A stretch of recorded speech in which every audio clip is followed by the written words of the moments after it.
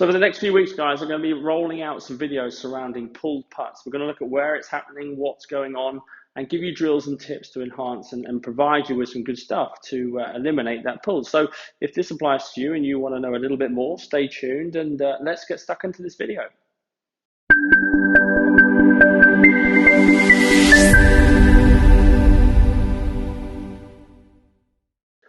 Right, so let's take a quick look at one of the causes that may potentially provide you with a pull in the backswing. Now, when I look at players and when we look at backswings, I often feel that players that pull the ball have one or two things. I'm going to look at concept, and we're also going to look at the trail arm again for players to show you how, one, it will provide limited rotation, and two, how it would also move in the backswing to provide that. Now, for me, very simple. We're going to cover the trail side first. Now, several ways this can happen. You may find when you're doing this, you might be a player that has a slightly internally rotated right arm. Okay, so that means that the arm is facing a little bit more towards the target. You may even start to feel that the right shoulder is a little bit protracted forward. And what I mean by that is the right shoulder is kind of pulled forward and round. Now, within the stroke itself, you would potentially see that player, once they're set up, this would be full forward, internally rotated. You'd almost start to feel they're pulling the putter back with the trail side. Now you're going to see how the right arm has moved away from the rib cage. Down here at the bottom, very limited rotation. And then as they start to match that up going through, the face is then going to close and they're going to start that ball to the left. So one of the first things I may look for is that player protracted in the right shoulder? Maybe. Is the player internally rotated with the forearm and upper arm? Again, potentially.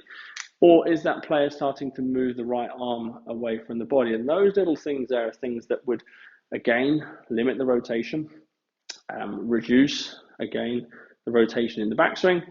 And all of these things are just little parts that can play a big role in what's happening with that golf ball. Now, when we're starting to look at those things, there's often a concept as well that maybe has been put into a player's head that would say that actually what I am trying to do with the putter is essentially start to try and move this putter in a straight line going back. Now, as I start to move that putter in a straight line going back, you're going to see how the left arm lengthens, the right arm starts to move away, and again, very small rotation in the backswing. Now, if this is you, one of the big things I always think people should understand is putters always arc to some degree. Again, posture and lots of other things dictate that.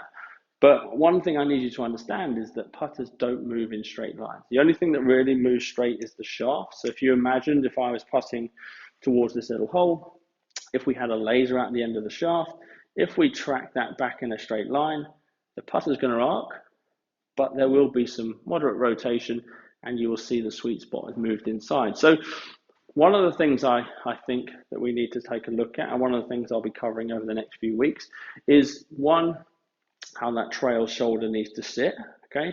For me, I don't like seeing players pulled forward and round, okay? Because I think, like I said, it starts to internally rotate that trail arm.